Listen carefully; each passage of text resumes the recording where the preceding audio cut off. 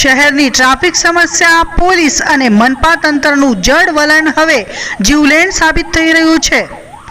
આજ રોજ પાંડેસરામાં એક યુવકને કરંટ લાગતા તેને 108 એમ્બ્યુલન્સમાં સિવિલ હોસ્પિટલ ખાતે રવાના કરવામાં આવ્યો હતો।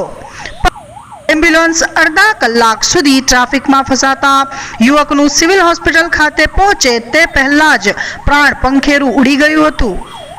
આ અંગે મળતી માહિતી મુજબ પાંડેસરાના સુખીનગર ખાતે રહેતા 38 વર્ષીય મિથુન નામના યુવકને વરસાદના માહોલ વચ્ચે કરંટ લાગતા સ્થાનિક લોકોએ 108 એમ્બ્યુલન્સને ફોન કર્યો હતો, જેને પગલે 108 એમ્બ્યુલન્સ પણ તાત્કાલિક ઘટના સ્થળે પહોંચી ગઈ હતી અને યુવકને નવી સિવિલ હોસ્પિટલ ખાતે લઈ જવા નીકળી હતી, પરંતુ રસ્તામાં ભારે ટ્રાફિક જામ હોવાના કારણે એમ્બ્યુલન્સ અડધો કલાક સુધી જામમાં ફસાઈ ગઈ હતી।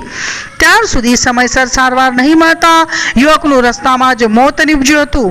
નવી સિવિલ હોસ્પિટલ ખાતે પહોંચતા ફરજભરના તબીબે યુવકને મૃત જાહેર કર્યો હતો।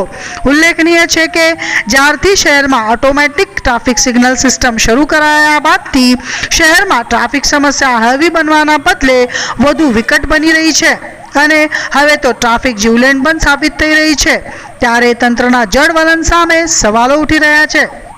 અપડેટ ન્યૂઝ માટે જોતા રહો અભય ટાઈમ્સ, સબસ્ક્રાઇબ કરો અને બેલ આઇકોન જરૂરથી વગાડો।